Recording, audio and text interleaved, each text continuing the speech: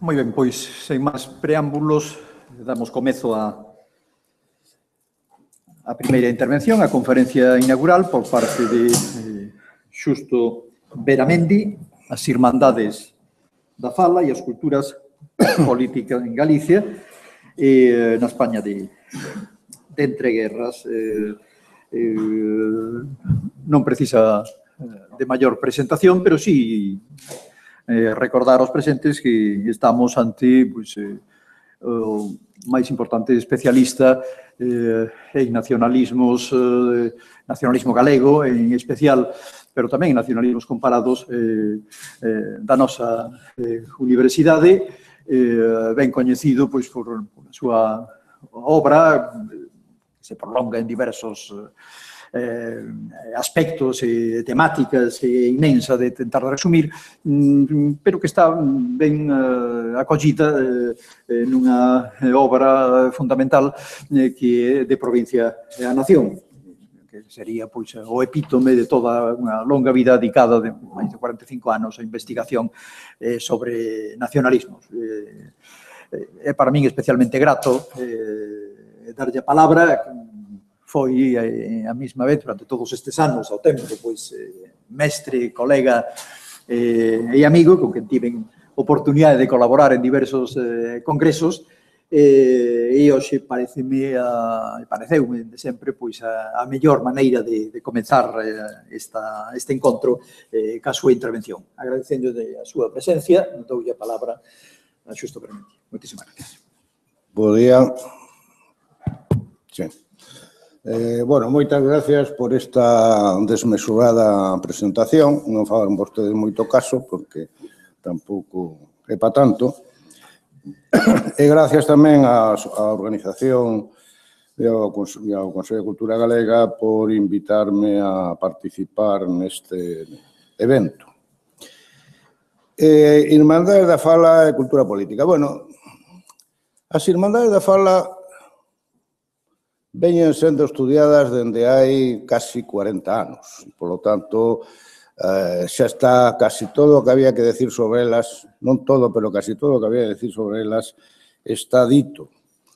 Máxime cando o ano pasado se cumpriu o centenario da súa fundación e houve unha auténtica fervenza de encontros, xornadas, congresos, non sei que, non sei canto, que, bueno, xa a cousa quedou para o arrastre, non? Por lo tanto, é moi difícil non repetirse. Eu intentei buscar un tema que estivese un pouco menos estudiado, ou bastante menos estudiado, para decir algo que non aburra, non? E, bueno, por eso cambiei a formulación inicial desta charla por esta outra de Irmandades da Fala e Cultura Política, é dicir, para ver en que medida as Irmandades da Fala tiveron unha incidencia, foron quen de cambiar algo o panorama das identidades ou culturas políticas existentes na Galicia da época, con especial atención, claro está, ás identidades nacionais. Pero en materia, creo necesario facer alguna precisión terminolóxica. Isto pode parecer, ou se sempre parezco un pouco tiquismiquis con este asunto dos términos e dos conceptos, pero que últimamente na nosa tribu temos unha lasitude metodolóxica considerable. É dicir, últimamente a expresión culturas políticas puxose de moda nos últimos anos e vale tanto para un roto como para un descosido. É dicir, as culturas políticas comunistas, as culturas políticas non sei que, cultura política por aquí, cultura política por alá. Claro, no mundo dos ideosistemas, é dicir, o conxunto de ideas políticas e de valores e de pautas de conducta que existen nas sociedades complexas, sobre todo nas sociedades contemporáneas, claro, hai moitas clases de ideosistemas e non son iguais. E eu creo que non é bo que chamemos a cousas diferentes co mesmo nome. Por eso, hai xa 20 anos, no terceiro Congreso da Asociación de Historia Contemporánea, celebrado en Valladolid, intentei entrar neste asunto que logo repetín, inútilmente, por certo, en varias publicacións posteriores, para categorizar, de alguna maneira, esas diferentes clases de ideosistemas que funcionan na sociedade. E establecín catro categorías. Unha eran as teorías políticas dos ideólogos, que son ideosistemas individuais, que poden constituir ou non a base logo de ideosistemas colectivos. A segunda categoría eran as ideoloxías políticas, que eran ideosistemas colectivos, pero non socialmente masivos, e que eran os propios dos individuos políticamente concienciados que se organizan e actúan alrededor dun proxecto. A terceira categoría eran as identidades políticas, ou conxuntos moito máis reducidos e simples de ideas forza, de valores e sentimentos compartidos por grandes masas de individuos que son políticamente activos, pero poden serlo intermitentemente. E que estas identidades poden estar alimentadas por unha ou varias ideoloxías afíns na época contemporánea, ou incluso existiron, ao contrario que as ideoloxías antes da época contemporánea, noutros sistemas. E o cuarto e último, tomando como exemplo o concepto de cultura cívica que Almond e Verba xa expuxeran nos anos 50 e en conexión co que significa o termo cultura no ámbito da antropoloxía, establecía a cuarta categoría que eran as culturas políticas que, segundo o meu esquema, só se daban cando había un consenso social abrumadoramente mayoritario de aceptación dun determinado sistema político. E que esa cultura política era compartida por diferentes identidades políticas e por diferentes ideoloxías políticas. E existía, cando na sociedade, digamos, a oposición ás forzas antisistema eran absolutamente marxinais ou tan minoritarias que non podían poñer en peligro ese sistema. Según esta idea, en España, na España contemporánea, non existiu unha cultura política democrática, no sentido da cultura cívica de Almond e Verba, hasta despois da transición, é dicir, hasta a nosa época. O que hubo antes, en toda a edade contemporánea, foron identidades políticas enfrontadas a cara de can, unas pro sistema e outras antisistema, pero nunca un consenso social mayoritario sobre o sistema político que había que enfrentarse. En todo caso, e polo tanto, para min o uso do termo cultura política debe ser moito máis restrictivo, pero, bueno, é inútil. É inútil, non vou facer casus belli, porque cando un termo, por moi inapropiado que sexa, se acepta xa socialmente, ten un determinado arraigo social, non hai Cristo que o mova.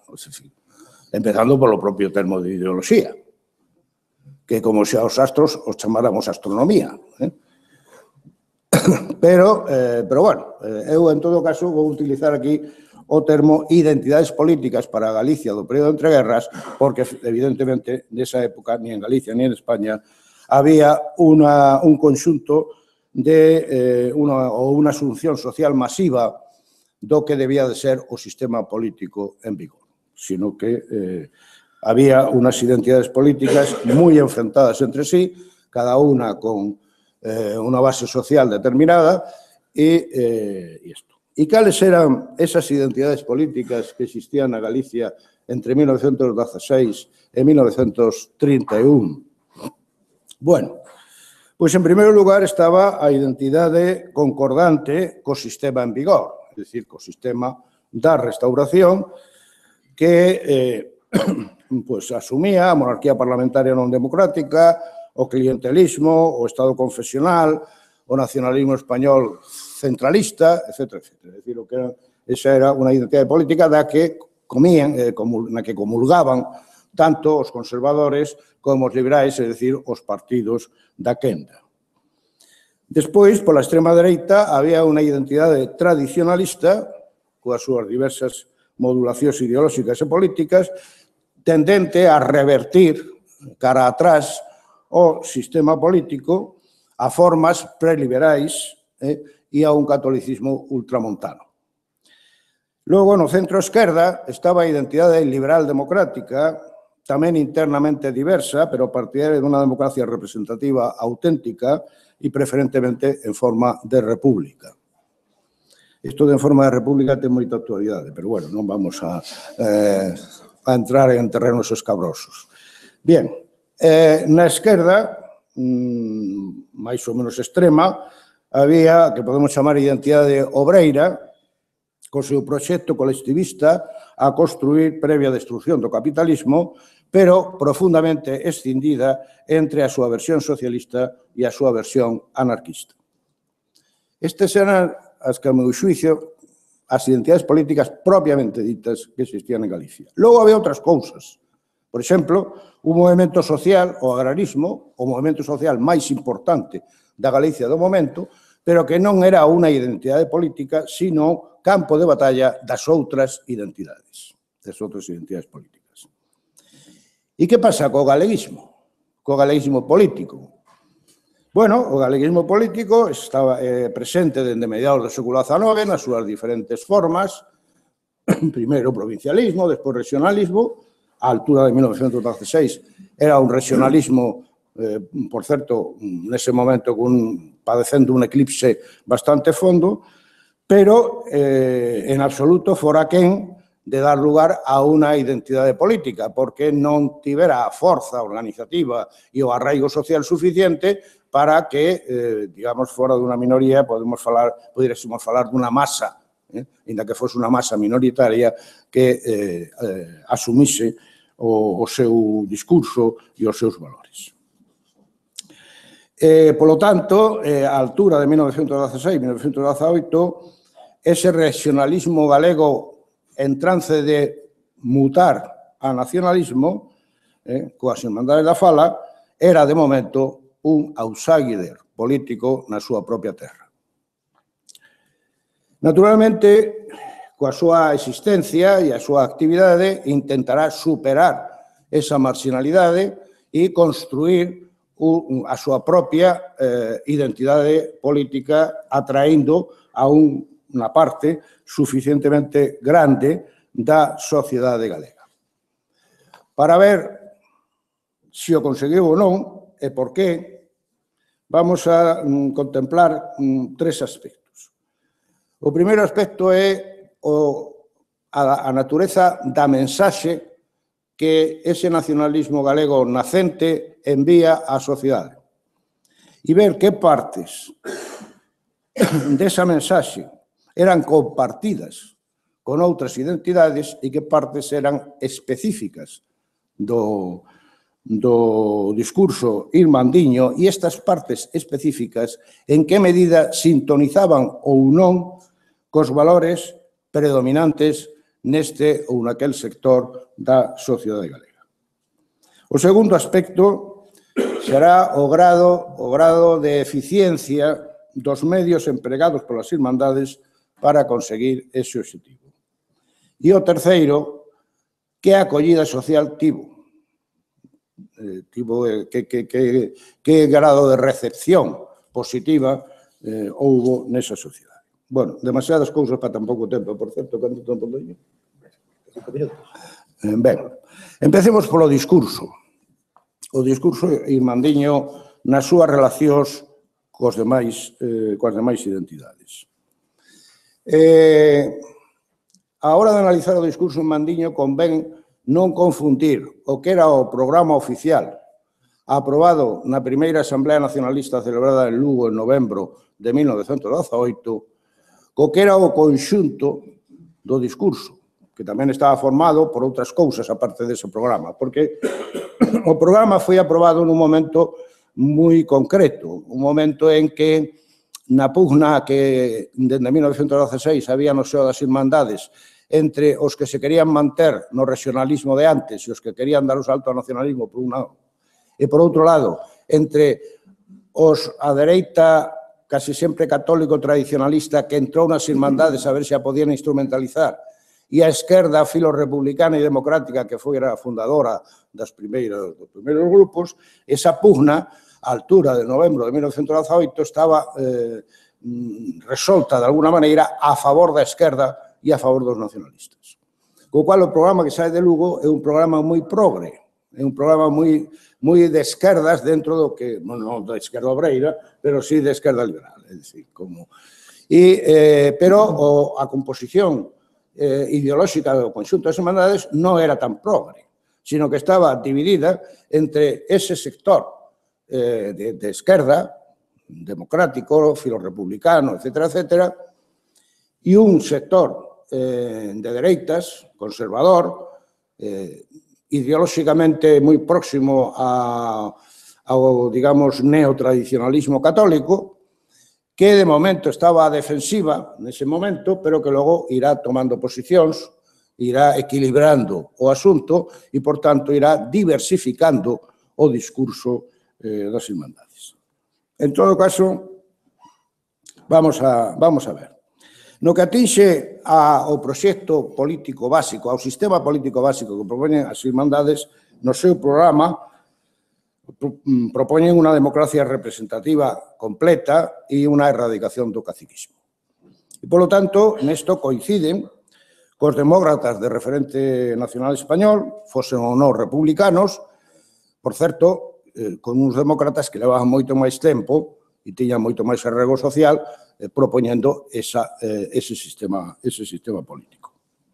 E se contrapoñía ese aspecto do programa ás forzas do sistema de restauración, aos partidos da quenda, ás forzas antisistema de extrema dereita e de extrema esquerda. No que atinxe a planta territorial do Estado,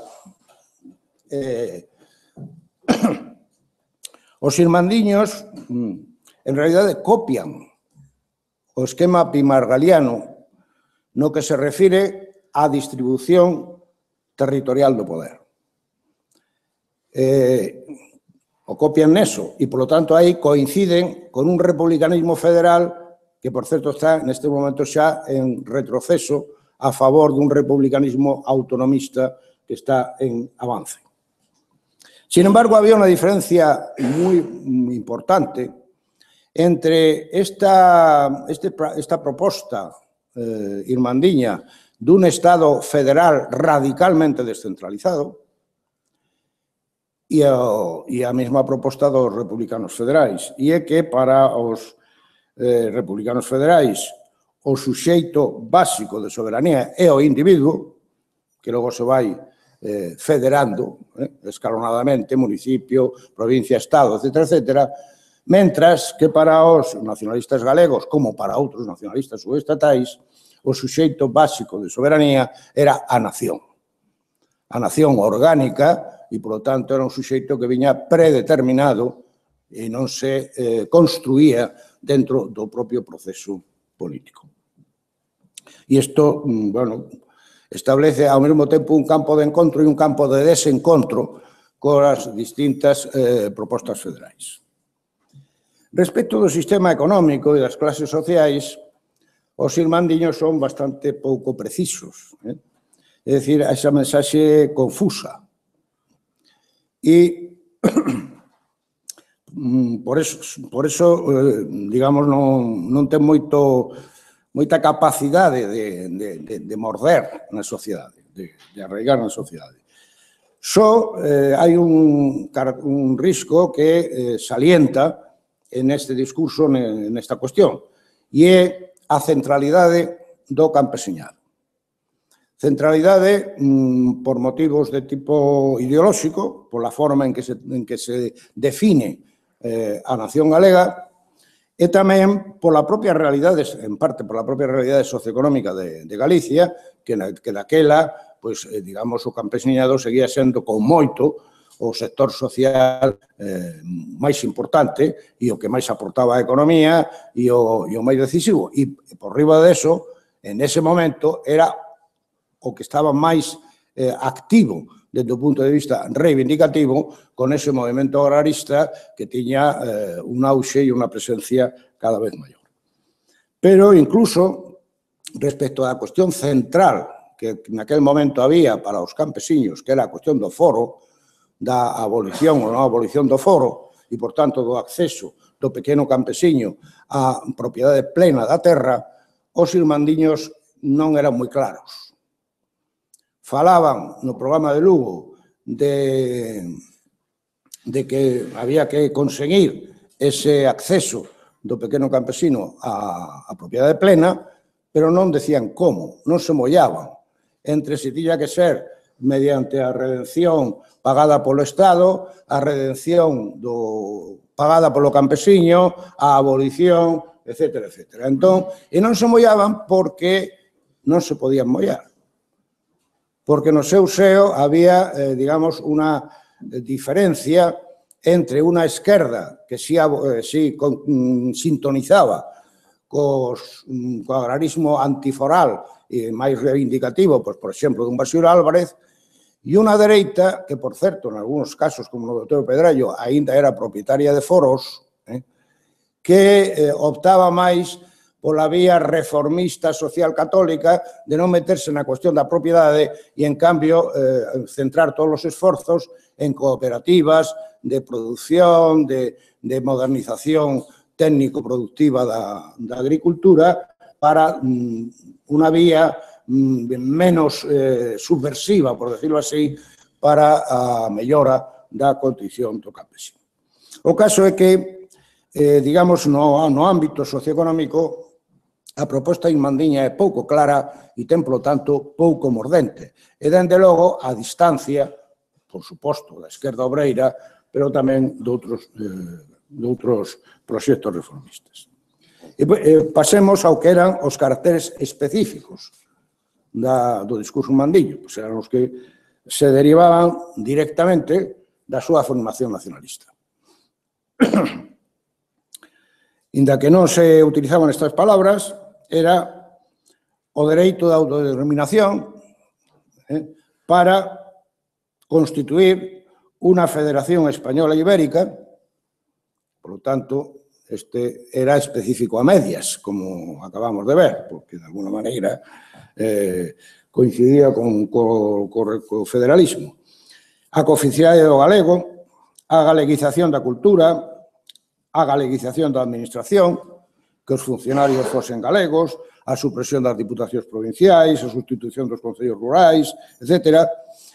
A galeguización do sistema de partidos, as famosas forzas políticas propias, é dicir, que os partidos actuantes en Galicia, a ser posible, tivesen os centros de decisión tamén en Galicia, é dicir, fosen galegos, e que, polo tanto, o sistema non estivese en Galicia totalmente dominado ou monopolizado por partidos españoles, é dicir, de ámbito español. Aquí sí que hai unha distancia, incluso un choque, cos discursos dos demais, é dicir, incluso con ese galeguismo light do regionalismo residual, do bello regionalismo que sigue existindo, pero que está en retroceso. A cuestión está en si esta marca de identidade do galeguismo sintonizaba moito, pouco ou nada co que eran os valores sociais dominantes. E aquí temos un problema grave, que o galeguismo dende o seu nacemento ven arrastrando. E é que esas especificidades etnolingüísticas que se toman como alicerce maior do discurso, incluso para definir a nación galega, en Galicia, dende o século XVI, eran un marcador social negativo. De maneira que a castelanización das clases altas e medias en Galicia e tamén da xerarquía eclesiástica dende moi atrás facían que lingua galega, cultura, etcétera, etcétera, era, na mente da maioría, igual a rústico, a socialmente inferior. E, polo tanto, isto sempre constitui un hándicap moi forte para o desenvolvemento social do galeguismo. E, por outra parte, e en concordancia con isto, hai que ter en conta que a nacionalización española, a nacionalización en clave española da sociedade galega, a esas alturas do século XX xa era moi forte no que atinxe as clases medias e superiores. Non tanto nas clases populares nin no campesinado, pero sí nas clases medias e superiores que seguían sendo as políticamente máis activas de todas. Os estudios que vemos de caso, que vemos as catas que vimos facendo nos últimos anos nestes proxectos que temos de estudiar a nacionalización española en concreto, non das élites, ni dos discursos, ni nada, sino en cada territorio, etcétera, etcétera, no caso de Galicia indican que esas clases medias e altas estaban xa bastante nacionalizadas na época isabelina, en clave española, e moito esa nacionalización avanzou considerablemente na época da Restauración, a pesar de que aí xurdiu o regionalismo galego, pero avanzou bastante.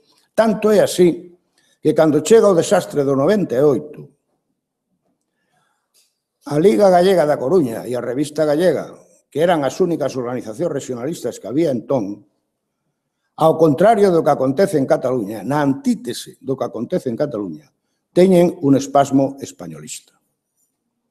E a Revista Gallega descólgase dicindo que neste momento de aflicción da patria española, por suposto, había que deixarse de caralladas e de reclamacións de descentralización e había que, prietas las filas, apoyar a España frente a agresión, etc. Isto é un indicador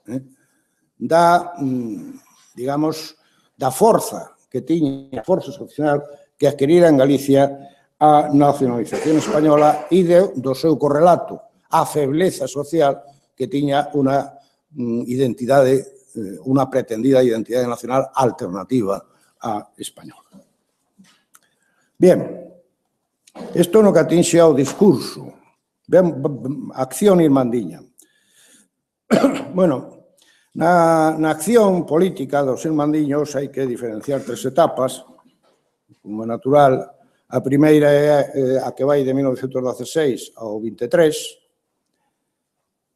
a segunda é a propia ditadura de Primo de Rivera, do 23 ao 29, e a terceira é a dicta blanda, que corresponde á dicta blanda do 30 ao 31, e non por seguir servilmente a cronoloxía da política española, sino porque, efectivamente, na organización e na acción non só dos irmandiños, sino de todas as forzas políticas, estes cambios de sistema teñen moita incidencia. Na primeira etapa, que é a única na que, digamos, actuaron en situación de normalidade, pois a acción ten diferentes vías, normal, que non se diferencian moito das demais, é dicir, a prensa, unha prensa que en parte é propia e en parte é allea, no sentido de que é unha prensa que non é nacionalista, pero que, por determinadas circunstancias ou en determinados momentos, dá audiencia, unha audiencia considerable, a escritores ou periodistas nacionalistas. Bien, analizando cuantitativamente a prensa galega, cousa que aquí agora non podo detallar, pero, en fin, das 343 cabeceiras que se publicaron en Galicia entre 1916 e 1931, só son nacionalistas 26, é dicir, un 7,6%.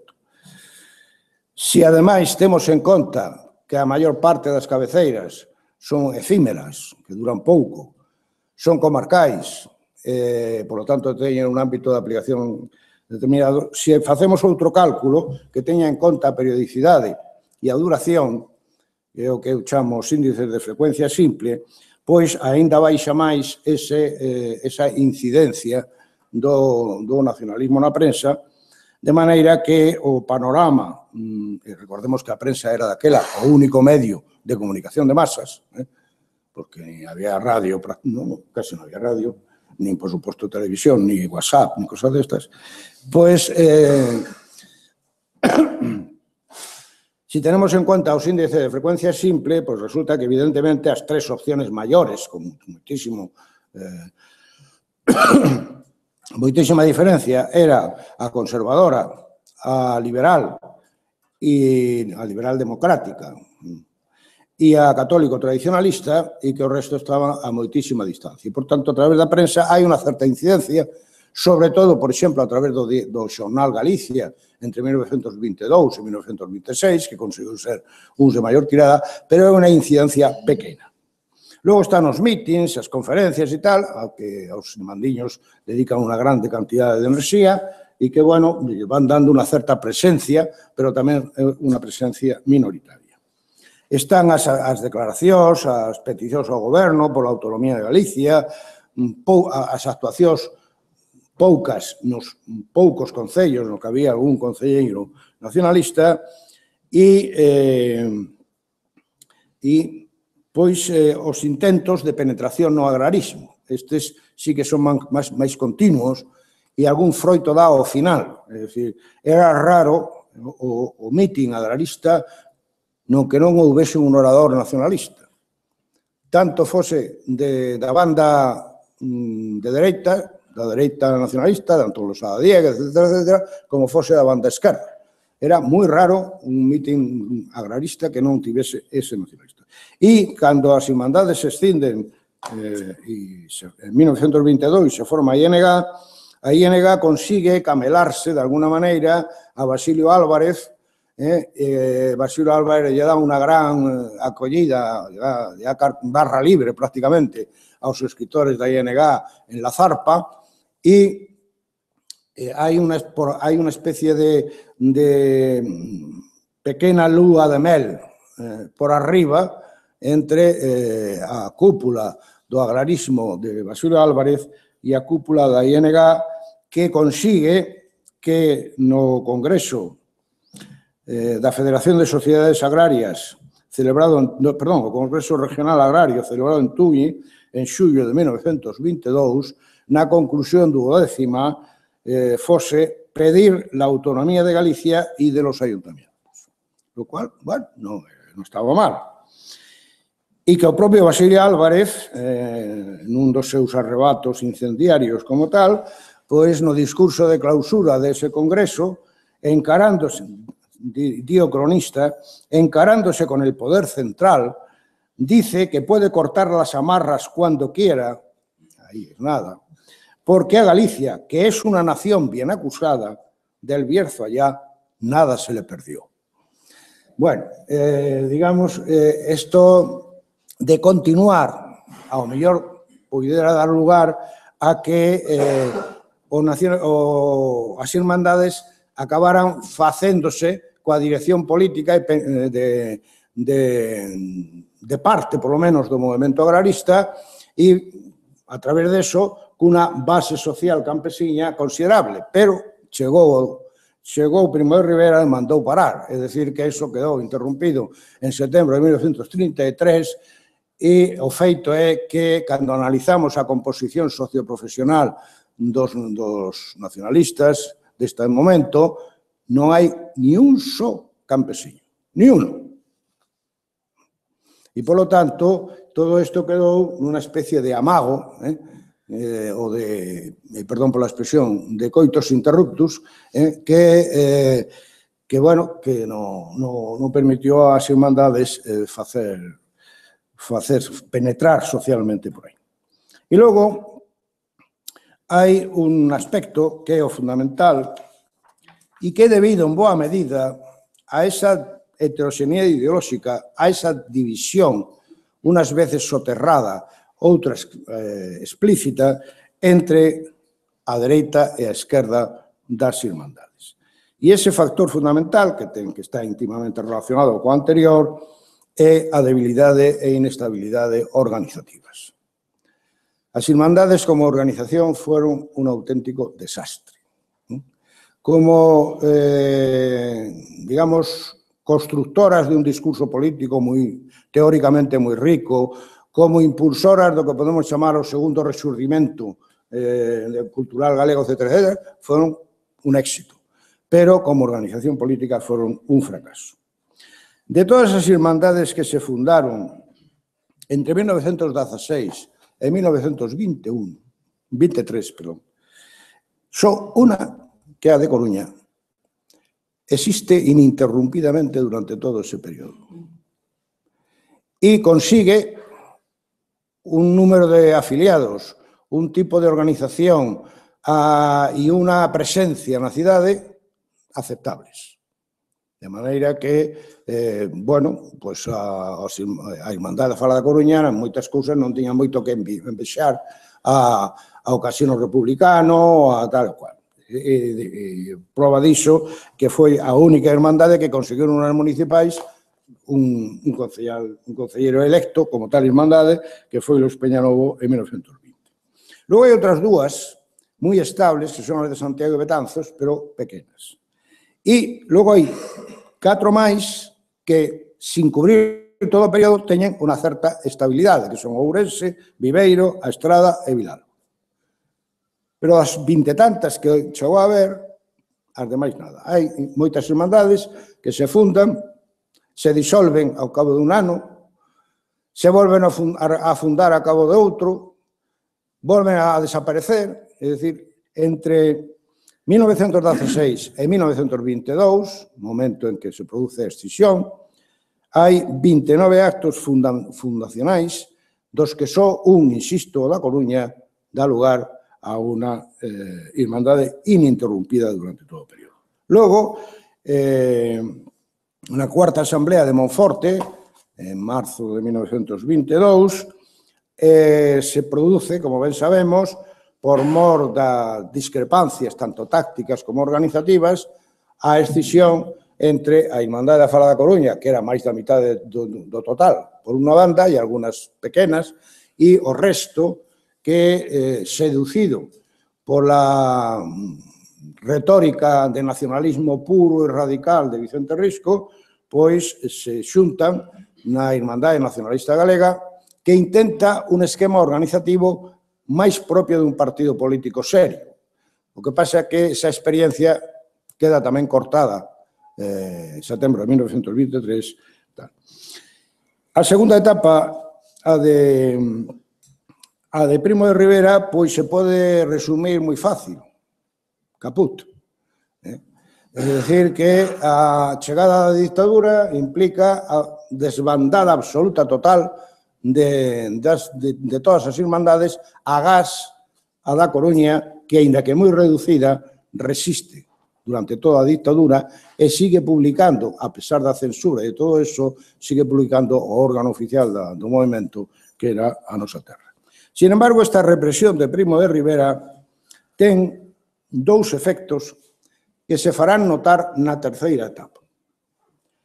O primeiro é que unha parte importante do sector demócrata do nacionalismo cae no desánimo, acaba convencido de que o nacionalismo galego por sí mesmo, presentándose a cara descoberta, non ten nada que facer, e como xa levaba no seu ADN un filo republicanismo, acaba converxendo en setembro de 1929 co grupo republicano de Santiago Casares Quiroga para fundar a ORGA, a Organización Republicana Gallega Autónoma, en 1929. Isto deixará ao conxunto do nacionalismo galego partido pola mitade, desprovisto do que eran as súas bases máis importantes, que eran as da Coruña e outras irmandades de Lugo, porque están subsumidas nunha organización que é autonomista en teoría, pero que non é nacionalista. E, polo tanto, o resto se tendrá que apañar pola súa conta, especialmente nas provincias de Pontevedra e Ourense. E o segundo efecto foi no sector de dereitas, que durante todos os anos anteriores predicaba o abstencionismo electoral so pretexto de non contaminar o nacionalismo con digamos, bueno, pues venenos, de tipo españolista, que procederían a través das alianzas con os republicanos, pero que en realidade o que querían era practicar ese abstencionismo para non ter que aliarse coas esquerdas nas competencias electorais, pois esta actitude, a represión da dictadura, consigue inhibila.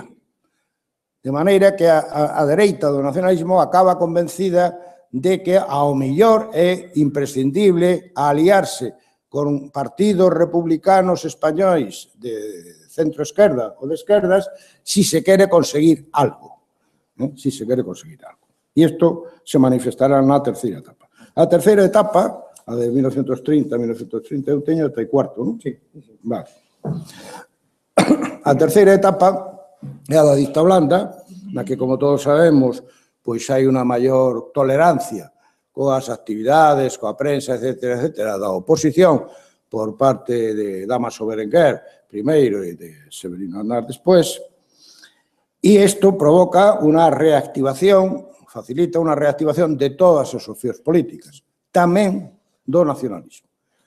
Curiosamente, despois da desbandada organizativa dos anos da dictadura, o nacionalismo no ano 30 rexurde con moita máis forza da que tiña en 1923. Non só se refundan todas as irmandades ou grupos locais que existían en 1923 e que desapareceran, sino que aparecen noutros lugares, noutras vilas, noutros sitios onde non existiran antes. E, polo tanto, hai un vizoso rexurdir organizativo que nas provincias de Coruña e Lugo queda políticamente escurecido, por eso que dixemos antes, de que unha gran parte dos nacionalistas desas provincias entran na orga, ainda que non todos, pero que nas outras dúas provincias, Ourense e Pontevedra, pois se manifesta con moita forza.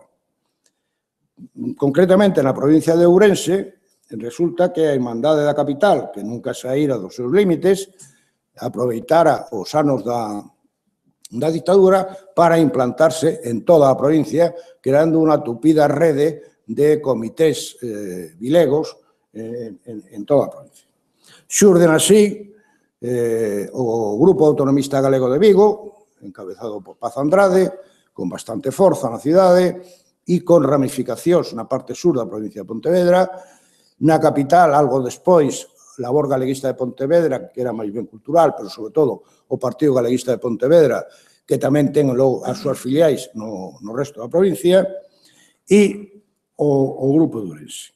E este eixo Ourense, Pontevedra, Vigo, empeza a funcionar con unha campaña de mítins e equipos de oradores mixtos das dúas provincias e, digamos, o nacionalismo galego na Galicia Sur ten unha reactivación moi importante.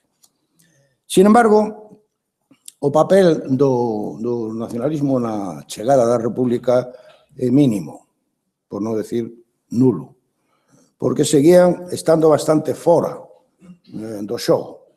Únicamente a través da orga, porque non hai que esquecer que Santiago Casares Quiroga participou no Pacto de San Sebastián en agosto de 1930. O único sitio donde nas eleccións municipais de 12 de abril o nacionalismo consigue resultados é precisamente na provincia de Ourense, donde chega a conseguir 62 concelleiros entre todos os municipios da provincia e na capital unha tenencia de alcaldía para Leuter González Salgado.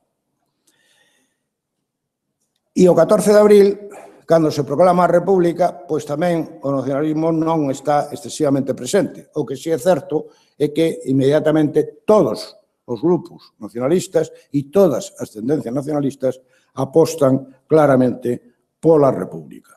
Uns, os de esquerda, por convencemento democrático e pola esperanza de conseguir un Estado federal, un Estado galego dentro da Federación Española. Outros, os da dereita, sin conviccións democráticas, pero porque instrumentalmente creen que a República vai a traer a autonomía de Galicia e, polo tanto, paga a pena, neste caso, apostar por ela. Bien, e a partir de abril, o nacionalismo empeza a ter por primeira vez unha certa incidencia na dinámica política do país. E o 4 de xuño, 24 días antes das eleccións a Cortes Constituíntes, celébrase na Coruña, convocado polo sector ex-nacionalista da Orga, unha asamblea pro Estatuto de Autonomía que é unha das máis tempranas do país. E nesa asamblea, partindo do suposto dunha república federal, pois se aproba unhas bases, unha especie de anteproxecto de Estatuto de Autonomía de Galicia apoiado pola Orga, bueno, polo sector da Orga que procedía do nacionalismo, porque a outro sector non lle fai ninguna gracia esta asamblea, e polo nacionalismo e incluso por algún tradicionalista despistado, pero algo galeguista, non? E nas elecciones a Cortes Constituintes de 28 de xuño tamén se dá un paso adiante, obtendo os primeiros diputados nacionalistas en Madrid, un en Ourense, na provincia de Ourense, gracias á coalición do nacionalista Partido Nacionalista Republicano de Ourense, nada menos que coa Federación Republicana Gallega e coa Radicales Socialistas, e gracias a esa coalición, Otero Pedrallo, moi de dereitas, consigue ser diputado pola República, e outro polas minorías, coa candidatura galeguista na provincia de Pontevedra que envía Castelao. E, ademais, dentro das listas da Orga, outros dous ex-nacionalistas, Antón Villarponte e Suárez Picallo, pola Coruña. De maneira que se podía presumir de que o nacionalismo galego tiña 4 diputados, por certo, marca aínda non superada, 4 deputados en Madrid, nas Cortes Constituintes da República. E, polo tanto, bueno, algo se iba avanzando. E xa, como me quedan 5 minutos, creo, vou rematar. Queda a última cuestión, a relación nacionalismo e sociedade. Claro, isto é o terreo máis difícil de avanzar, porque non lle podemos facer enquisas aos mortos e, polo tanto, non podemos saber coa precisión que hoxe podemos saber que pensaba a xente normal desto do nacionalismo galego ou do non nacionalismo. E, por tanto, temos que conformarnos con indicadores indirectos e imperfectos, polo tanto, para establecer máis que conclusións sólidas, hipótesis de traballo para seguir avanzando. O primeiro indicador serían as orixes sociais dos nacionalistas.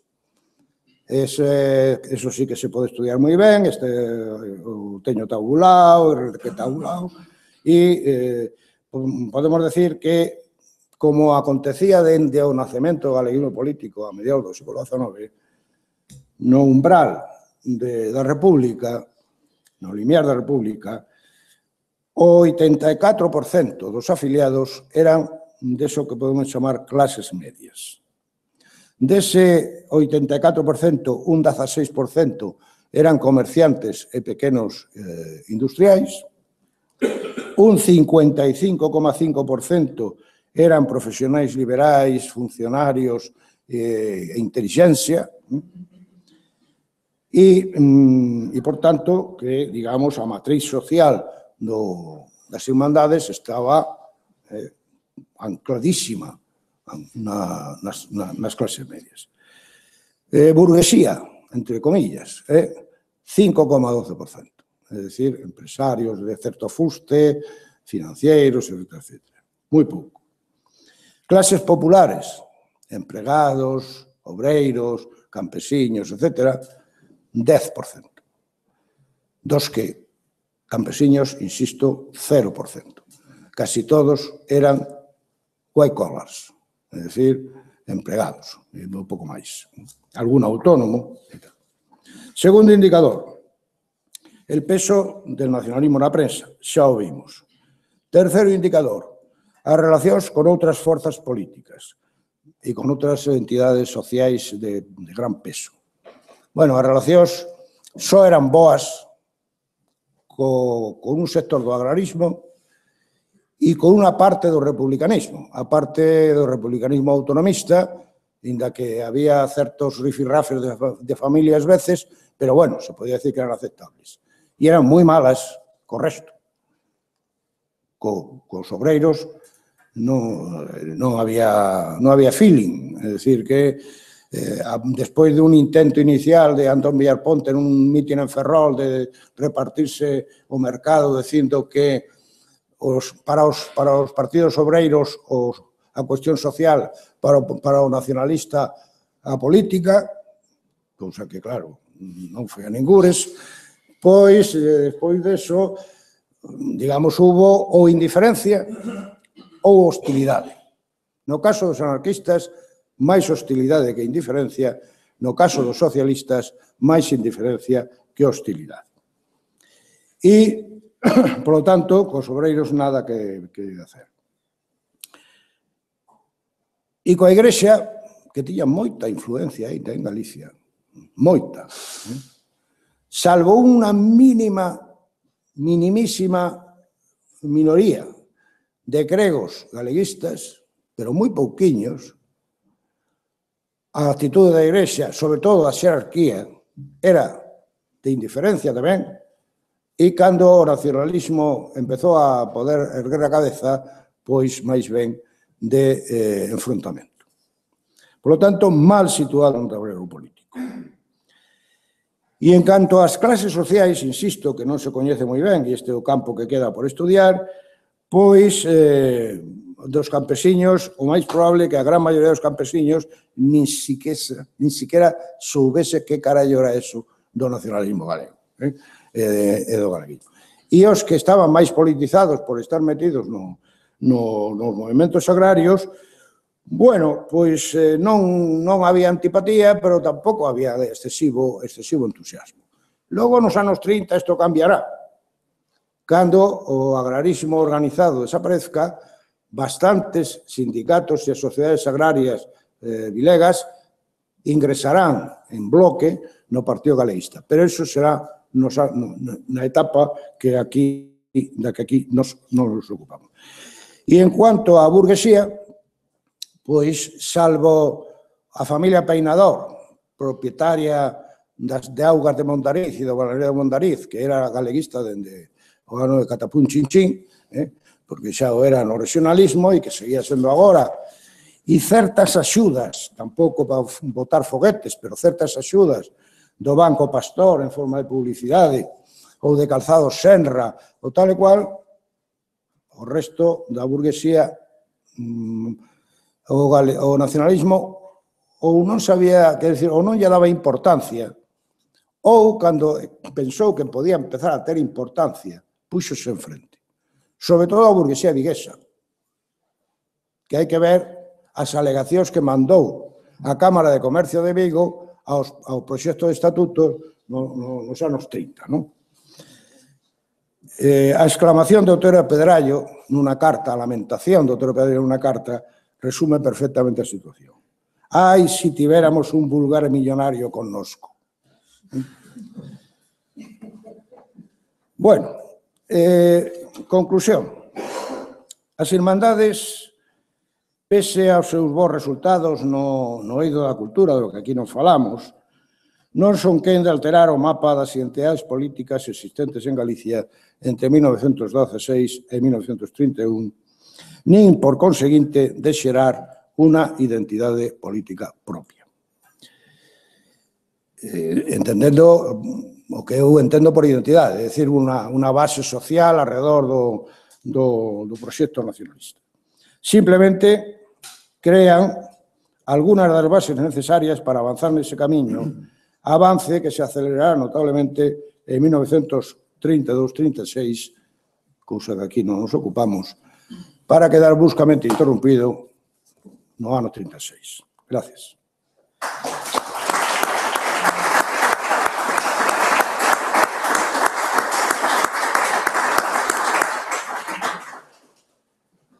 Moitas grazas. Abrimos unha quenda de cuestións, preguntas, interpelacións. Adiante, por favor. Carmen.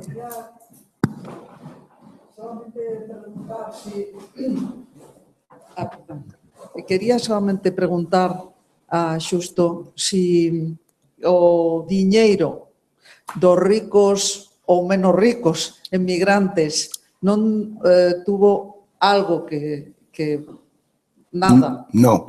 As remesas dos emigrantes, das asociacións, iban destinadas, sobre todo, á construción de escolas. A construcción? De escolas. Ah, de escolas. Galicia está inzada de edificios, de escolas rurais financiadas polos emigrantes. E, ademais, non tiñan un sesgo galeguista apenas, porque eles querían, os emigrantes, facer esas escolas para que os nenos que logo foran mozos, que tiveran que emigrar, como fixeron eles, emigraran cunha preparación que lles axudara a prosperar no país de acollida. E para prosperar no país de acollida, o galego non servía para moito. E, polo tanto, non é que se opuxeran ao galego, e incluso eles falaban galego e todas estas cousas, pero preferían que a formación se fixese en castelán. Pero, en todo caso, digamos que como financiación ás organizacións, ás irmandades, non. Hai irmandades na emigración. De feito, ademais, son as máis radicais. Os brotes independentistas do nacionalismo desta época nacen os dous na emigración. Un no Comité Revolucionario Arredista Galego da Habana, que era Fuco Gómez e algúns máis, pero que estaba dentro de unha irmandade, que non me acordo agora, non se chamaba irmandade, pero en La Habana, que tiña 100 e pico membros, e iso eran moitos membros daquela, e, por tanto, era importante, pero non tiña tampouco cartos como para... E en Bos Aires tamén aparece unha delegación da ING que publica un periodiquillo, Terra, está a Sociedade de Arte Pondal, que logo será a Sociedade Nacionalista Pondal, que é outro brote do independentismo e que publicará a Fouce, pero digamos que non hai unha remesa de cartos para financiar. Tampouco as irmandades eran tan endebles organizativamente que tampouco necesitaban moitos cartos, o sea, porque ademais daquela non existían os políticos profesionais, é dicir, incluso eran, os demócratas, os nacionalistas e tal, os veían mal. Os políticos profesionais eran os políticos corruptos do partido, do sistema de restauración. Eles tiñan a gala facer os mítines nos fins de semana cando non traballaban, pagarse as súas viaxes, apenas se tiñan sedes, máis que a da Coruña era a única sede importante como un teatro e tal, e, por lo tanto, non era unha estructura de partido que reclamase un fondos tal. E tampouco tiñan, e isto é outro indicador, digamos, do fracaso social das irmandades, tampouco tiñan, foron quen de crear centros de socialización galeguista. Da mesma maneira que había ateneos republicanos, casinos de non sei qué, as casas del pueblo dos socialistas, o PNV, eso sí que fixo moi ben, cos baxoquis, etc. Eles non, salvo na Coruña, que si tiñan un local e unha sede que daban cursos de galego, daban cursos de contabilidade, facían teatro, etc. Aí xa había na Coruña había un centro de sociabilidade, nos demais sitios non. Gracias.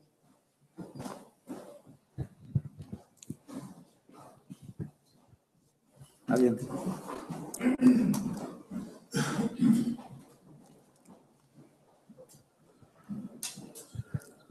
Comentaba vostede que había unha certa hostilidade entre os anarquistas e o galeguismo. Precisamente na Coruña, onde as Irmandades da Fala tiveron máis relevancia, era onde tamén había un movimento anarquista moi forte. Entonces, en que consistiu esa hostilidade? Que? En que consistiu esa hostilidade? Como se concretou? Como se pode ver? Que como se manifestou? Esa hostilidade en Coruña. Sí.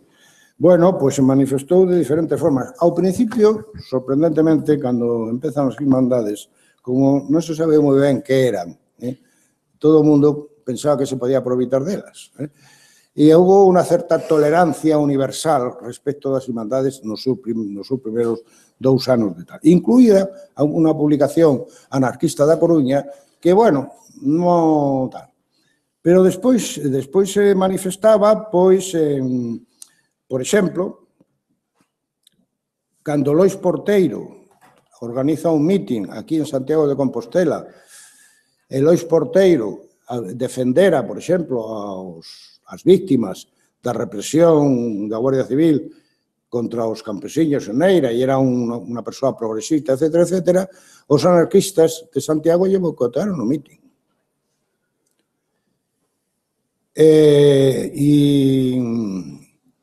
por exemplo, cando se convoca a Asamblea pro Estatuto de 4 de xuño do 31 na Coruña, os anarquistas din que non acuden porque iso é unha cosa da burguesía e menos estando presente Valentín Paz Andrade, que, por certo, era un persoeiro nacionalista, pero tamén era abogado da patronal armadora de Vigo, etc. O sea, quero decir que e logo na República, no proceso estatutario, que despois desta Asamblea de Coruña sigue, nas asambleas nas que se convocan as forzas políticas e sindicais, etcétera, etcétera, os anarquistas nunca acuden.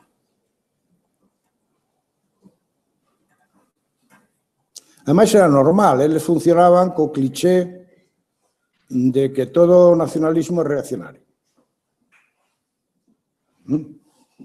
Todo nacionalismo é un instrumento da burguesía para explotar mellor aos traballadores, e o que había que facer era o internacionalismo.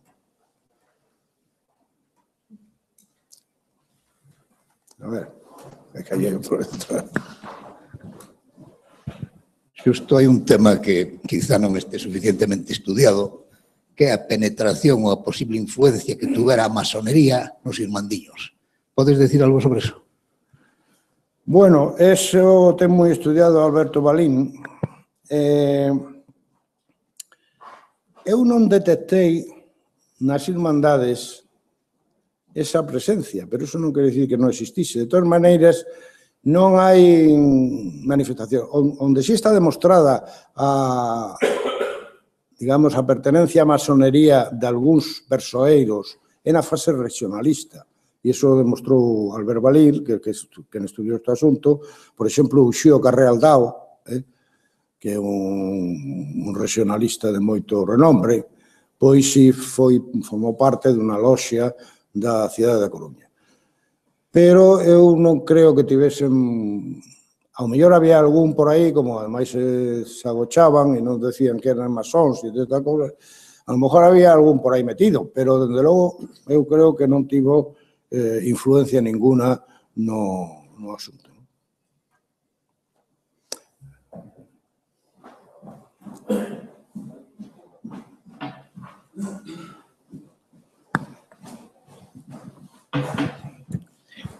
¿Hasta qué punto puede decirse que este galleguismo de las hermandades, de hecho, es una iniciativa de intelectuales, en buena parte influidos por lo que está pasando en Cataluña y en el País Vasco, con la emergencia del nacionalismo catalán y vasco, pero que en el caso gallego no logran ni una influencia social notable, ni pueden crear instrumentos políticos eficaces prácticamente hasta la coyuntura republicana a partir del 31.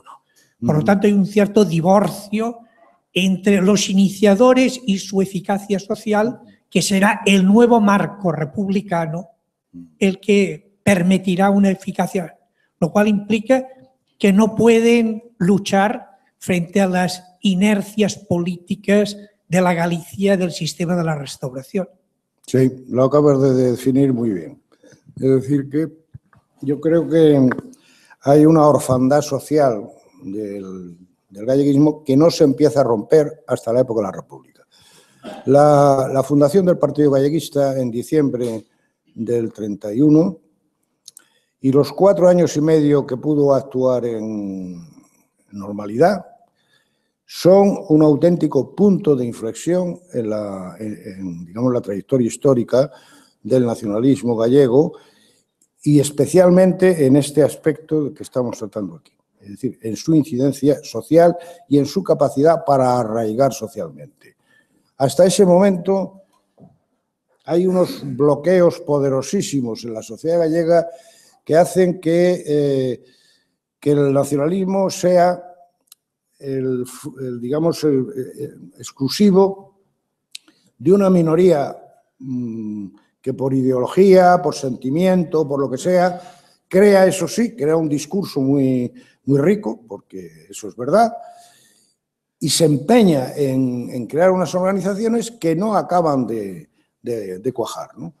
Pero es la República, yo creo que por la confluencia de varios factores, empezando por el de que haya una mayor libertad política, etcétera, etcétera, y porque es también la República, al fin y al cabo, es el escenario del ascenso político de las clases medias y el nacionalismo gallego hasta ese momento era una cosa de clases medias.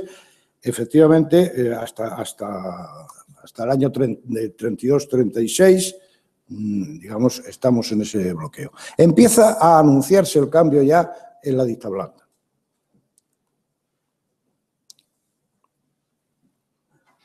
Y bueno, evidentemente el ejemplo de Cataluña, más que el del País Vasco, curiosamente, el galleguismo desde el provincialismo isabelino, no sé si porque entonces en el País Vasco lo que predominaba era el carlismo y el provincialismo gallego es progresista, nace en el seno del Partido Progresista, el ejemplo, el hermano mayor del galleguismo político fue siempre el catalanismo político.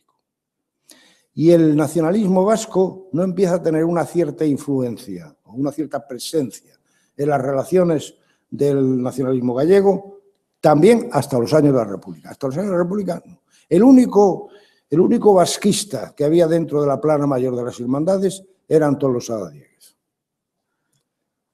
que era católico tradicionalista, porque se había educado con los jesuitas de la Guardia y luego había hecho la carrera en Deusto.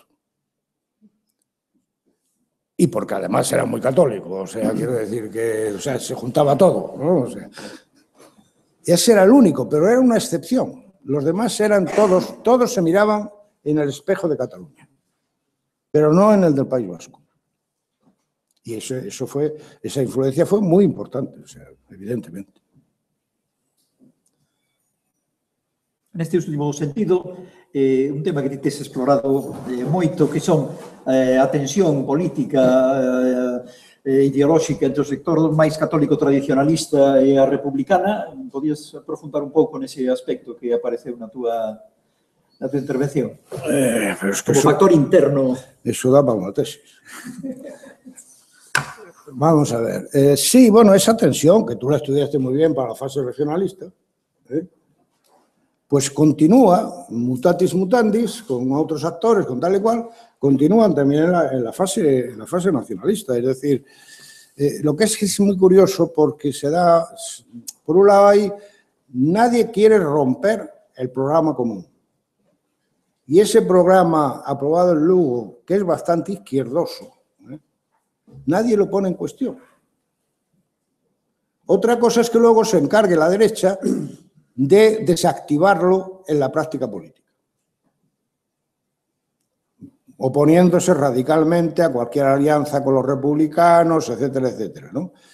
Y luego y eso es mérito de Vicente Risco, hay un discurso paraguas bajo el que se puedan acoger todos, que es la teoría del nacionalismo galego que hace Risco, y por lo tanto hay un núcleo común, hay unos factores de unidad, pero después, cuando llega la hora de la verdad, la cosa cambia.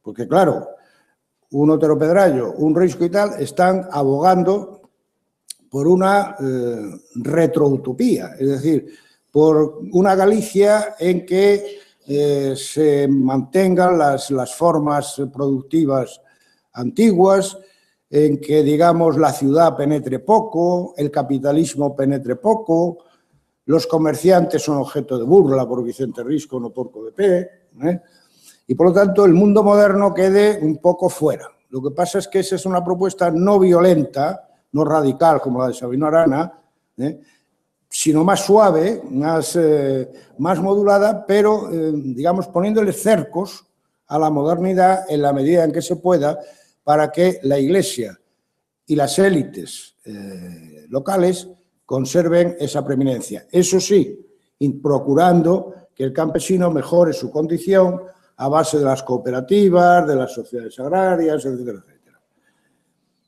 Eso por un lado. Y luego en el ámbito ideológico, claro, hay una intolerancia desde un catolicismo ultramontano contra todas formas de laicismo, de tal y cual. Otero Pedrayo, como diputado del Partido Galleguista, votó en contra de la Constitución, saltándose las órdenes de su propio partido, porque era laica. Bueno, más que laica, la Constitución de la República era anticlerical. Y entonces, lo que pasa es que el partido se lo consintió, porque claro, si solo tienes 3 diputados, si vas a prescindir de uno, pues menudo negocio, ¿no? Pero ahí Otero Pedrayo fue inflexible, ¿eh? O sea y eso llevó finalmente a la escisión. A la escisión porque los de izquierda no podían consentir seguir maniatados, no participando en las elecciones, no participando en alianzas con los republicanos, etcétera, etcétera, y la derecha no cedió y al final aquello rompió en Monforte, ¿no? Sí. Temos tempo para unha última pregunta, por favor, Encarna. Bon día. Mira, xusto, hasta que punto todo o traballo de modernidade que se fixo na Irmandade da Coruña por parte das mulleres, moi numerosas como militantes, tanto digo, hasta que punto a importancia grande que tuveron as mulleres na Irmandade da Coruña como irmandiñas, é dicir, como formando parte da Irmandade, no proceso de modernización no mundo do ensino, no mundo da cultura, música, etc., e incluso no mundo da vida cotidiana, con plantexamentos personales de non matrimonio, é dicir, de comportamentos que mudaban completamente a sociedade na súa vida cotidiana e que herdan un pouco todo, digamos, o progresismo das mulleres galegas do 19 en figuras relevantes como Rosalía, como Concepción Arenal, como a propia Dona Emilia, que non deixaban de ser iconas pouco coñecidas, como todas as mulleres, aínda hoxe moito máis naquela época, pero é verdade que o peso ese das irmandades, que se ven nos documentos e se aprecia na nosa terra, facendo un seguimento da nosa terra, pois como os artigos de Corona González, Corona González, ou isto que aparece ali publicado, digamos, impregnaron a modo de ríos, as irmandades, non son os documentos que está visible, sino na vida cotidiana. Gracias. Sí, pero ese non era o tema da miña conferencia, Encarna. Eu lamento moito ter dado unha imaxe negativa do conxunto da obra das Irmandades porque me ocupei do aspecto no que menos éxito teñen. Xa dixen en varias ocasións, pero de pasada, que tiveron éxito no ámbito social, cultural, etcétera, etcétera, pero non no sociopolítico. E evidentemente que, lamento moito que non falar do que non falei. É dicir que, pero non era o asunto. Que as que houve, que as Irmandades, por exemplo, tiñan unha postura feminista, porque no propio programa de Lugo, en 1918, piden a igualdade de dereitos políticos plenos para a muller, cando, como ben sabemos, a muller votou por primeira vez en España no 33, é dicir, 15 anos despois, pois eso é obvio. Que a Irmandade da Fala da Coruña tiña unha sección femenina de máis de 100 participantes frente a 200 e pico masculinos. Por tanto, era unha proporción para a época importante e que esas mulleres tiveron unha gran actividade no ámbito educativo, en fin, todo isto. Eso está moi ben, pero non era o tema de hoxe. Lo sinto moito. Non, eso non é política. A política é todo aquello que ten que ver coa consecución do poder e a súa conservación. Eso é a política. Outra cousa é que a política teña influencia en todos os demais aspectos da vida social e que todos os demais aspectos da vida social teñan influencia na política, pero non que sexa a mesma cousa. Bueno. Moi ben, pois moitísimas gracias. Plegamos. Deixámoslo aquí.